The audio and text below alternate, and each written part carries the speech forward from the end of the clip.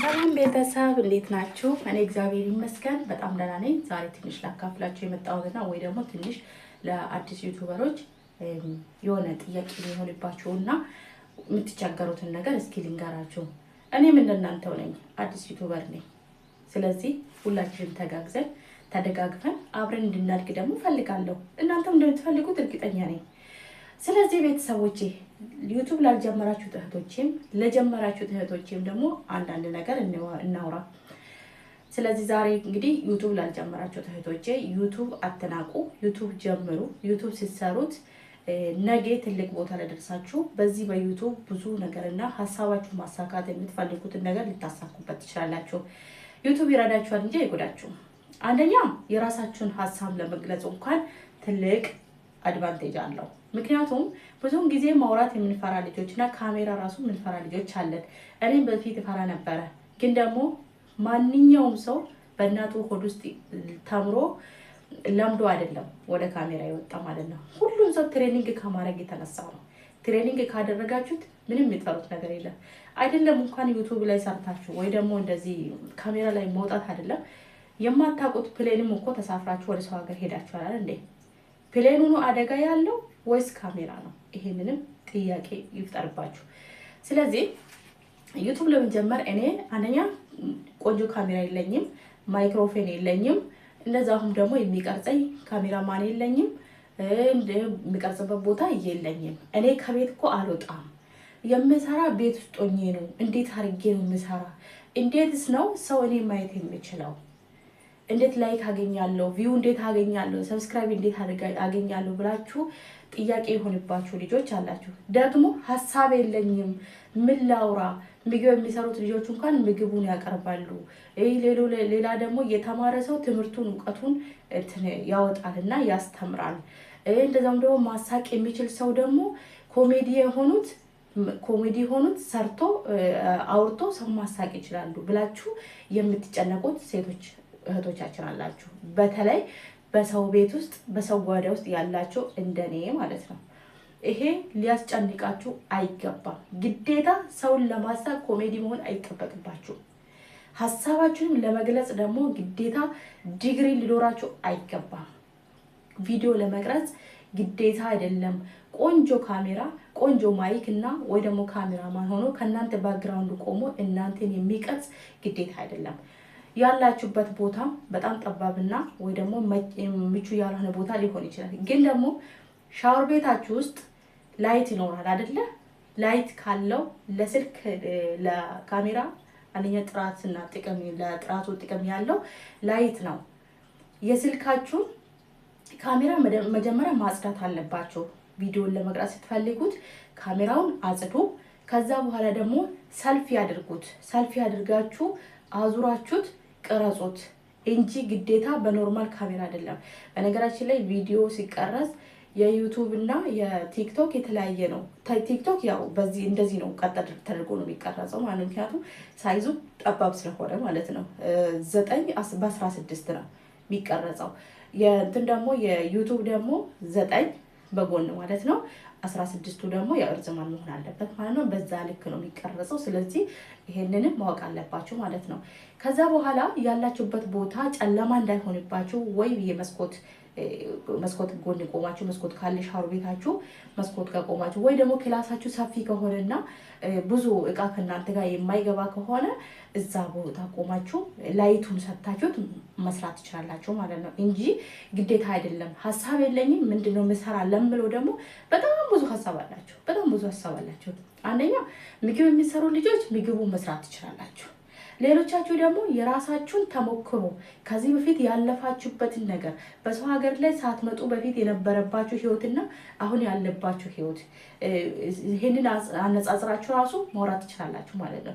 መጀመሪያ ጊዜ ገና አረብ ሀገር ስትመጡት ያጋጠማችሁ ነገርና ዛሬ ያላችሁበት ህይወታችሁ አንድ እንዳልሆነ ታውቃላችሁ አይደለ? ስለዚህ ያንንም ነገር ካወራችሁት ለእህቶቻችሁ ገና ለሚመጡትና አሁን ላሉት እህቶቻችን ገና ከኛ ኋላ የመጡት በሰው ሀገር ላይ ለነሱ ትልቅ ምክር ይሆናል ማለት ነው። ይጠቅማቸዋል፣ ይሰማሉ። ስለዚህ ይህን ማድረግ ትችላላችሁ። ሀሳብ የለኝም አትበሉት። ሀሳብ ያላቸው እንደውም በአረብ ሀገር ያሉት እህቶቻችን ናቸው። ከኔም ጭምር ማለት ነው። እንደውም በውጪ ለምሳሌ አሁን ኢትዮጵያ ያሉት ሰዎች ማለት ነው አንደኛ ግዴታ መኳኳል ይፈልጋሉ፣ ፀጉራቸው ላይ ዊግ ማድረግ ይፈልጋሉ። ምንድነው ይሄ ደግሞ ጥፍራቸው ላይ ደግሞ እንግዲህ ይሄንን መሰካት ይፈልጋሉ። እኛ ግን በራሳችን እግዚአብሔር በሰጠን ውብ በቃ ውብ በሆነ ውበታችን ፀጉራችንም ላይ ዊግ ሳንቀጥል ምን ሳናደርግ ነው በኖርማል የምንወጣ ማለት ነው። እግዚአብሔርም የሚወደውና ከፍ የሚያደርገው እንደኛ አይነቱ ነው። እነሱንም ዝቅ ያደርጋል ማለት አይደለም። እግዚአብሔር ማንሳት ያለበትን ነገር ሰው ያነሳል፣ ሊጥል የፈለገውን ሰው ደግሞ ይጥላል። ግን የሰው ልጅ ከሰራ መቼም ወድቆ አይወድቅም። ስለዚህ ይሄንን መጠቀም አለባችሁ እላችኋለሁ። ሌላ ደግሞ ምንድነው መሰላችሁ እይታ ለዛሬ ባይኖረው ነገ ይኖራል ማለት ነው። ሌሎቹ በጥሩ ካሜራ ስለቀረጹት ነው የሚታዩት አይደለም። ኖ መታየት ካለባችሁ ትታያላችሁ። እናንተ የምትሰሩት ነገር አንደኛ ኮንስታንት ሊሆን ይገባል። ኮንስታንት ከሆነ በሰው ውስጥ ማለት ነው ትገባላችሁ ማለት ነው። ምክንያቱም እናንተ የምታወሩትን ነገር ሁሌንም ከእናንተ ለመማር ይፈልጋሉ። አንዳንድ ጊዜ አሁን ምንድነው መሰላችሁ ሌላ ደግሞ ምንድነው ታምሌል ያስፈልጋል ማለት ታምሌሉ ቆንጆ እይታ እንዲኖረውና የቤታችሁ በር እንዲያምር ግቢያችሁ እንዲያምር ያደርግላችኋል ማለት ነው። ዩቲዩብ ቻናላችሁ ማለት ግን ቤታችሁ እንደሆነ ነው ማሰብ ያለባችሁ ማለት ነው። ዩቲዩብ ቻናል ለእናንተ ቤታችሁ ነው። ይሄ ቤታችሁ ነው ማሳመር ያለባችሁት እናንተ ናችሁ ማለት ነው። ለምሳሌ አሁን ቆንጆ የሆነ ግቢ ካያችሁት ቆንጆ የሆነ አበባ ያለበት በአካባቢው ደግሞ ዛፎች ምናምን ያሉበት ከሆነ የሀብታም ሰፈር ይመስለን አይደለ? የሀብታም ሰፈር ነው በጣም ያምራል እያልን ያንን ግቢ ገብተን ለመጎበኘት እንኳን እንፈልጋለን። አንዳንድ ጊዜ እንደውም ልጆች ሆነን የነዛ ሰዎች ግቢ ልጆችን ጓደኛ ማድረግ የምንፈልግበት ታይም አለ። ለምን እዛ ግቢ ለመግባት ስንል ማለት ነው። ስለዚህ እናንተም ደግሞ በዛ መልኩ የእናንተ ቤት ካማረ ታምሌሉ ቆንጆ ከሆነ ማንኛውም ሰው የእናንተን ቤት የመግባት እድሉ አለ ማለት ነው። እዛ ውስጥም ደግሞ ይዘው የሚወጡት ቆንጆ ፍሬ ሊኖር ይገባል። ስለዚህ ታምሌላችሁን አሳምሩት። ከዛ በኋላ እንግዲህ ማድረግ ያለባችሁን ነገር ቪዲዮዎችን በስነ ስርዓት ቅረጹ። ያው አንዳንድ ብዙዎቻችን ማለት ይቻላል እኔም ኤዲት ማድረግ አንችልም። ብዙዎቻችን ኤዲት ነው የሚያስቸግረን። ኤዲት ደግሞ ከጊዜ በኋላ ይለመዳል። በቃ ምንም ችግር የለውም። የማይለመድ ነገር የለም፣ ይለመዳል። መጀመሪያ እናንተ ግን ዩቲዩብን ለመስራት ብቻ ፍላጎቱ ይኑራችሁ። ሀሳብ የለኝም አትበሉ። ሀሳብ ከእናንተ እጅ ነው ያለው። ዛሬ አልታየልኝም እኔ እኮ ቪዲዮ የለውም ምናምን ብላችሁ አትጨነቁ። ሰው ስላያችሁ ስላላያችሁ አይደለም። ኢትዮጵያ ያሉ ሰዎች ደግሞ ቫይራል ይወጣሉ። የኛ ቫይራል ይወጣ ኖ ችግር የለውም። አይወጡ ዛሬ እነሱ ይወጡ እኛ አንወጣ። ዛሬ ግን ባንወጣም ነገ እንወጣለን ማለት ነው። ምክንያቱም ሁሉም ሰው በራሱ ነው በቃ መኖር ያለበት። ሁሉም ሰው በራሱ ነው ገበያ መውጣት ያለበት። ለምሳሌ አሁን አንድ ሀብታምና ደሃ ቤተሰብ ጎን ለጎን ወይ ደግሞ ጎረቤት ቢሆኑ ግዴታ ሀብታሙ መኪናውን እየነዳ ወደ ገበያ ከወጣ እኔ ሀብታሙ ወጥቷል እኔ መቅረት አለብኝ ብዬ ቤት ውስጥ መቆየት አለብኝ እንዴ? እኔም ገበያ መውጣት ካለብኝ በእግሬ ሄዳለሁ። ማን ይከለክለኛል? ማንም የሚከለክለኝ ሰው የለም። ዩቲዩብም እንደዛው ነው፣ አይከለክላችሁም። ሀብታሙ በመኪና አስቤዛውን ጭኖ ለአንድ ወር ለሁለት ወር ይዞ ከመጣ እኔ እኮ ይሄን አልገዛውም ብዬ ገበያ ትቀጣኛለች? አትቀጣኝም እኮ እኔም ያለችኝ በወገቤ ተሸክሜ እገባለሁ ማለት ነው። ስለዚህ ዩቲዩብ እንደዛ ነው።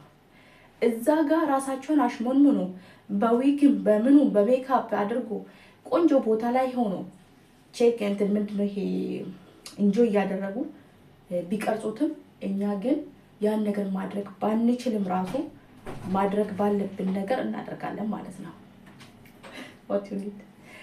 እና ይሄንን ነው ማድረግ ያለባችሁ እላችኋለሁ። በርቱ። እወዳችኋለሁ፣ አከብራችኋለሁ። እግዚአብሔር ከእናንተ ጋር ይሁን። መልካም ጊዜ ይሁንላችሁ። ባይ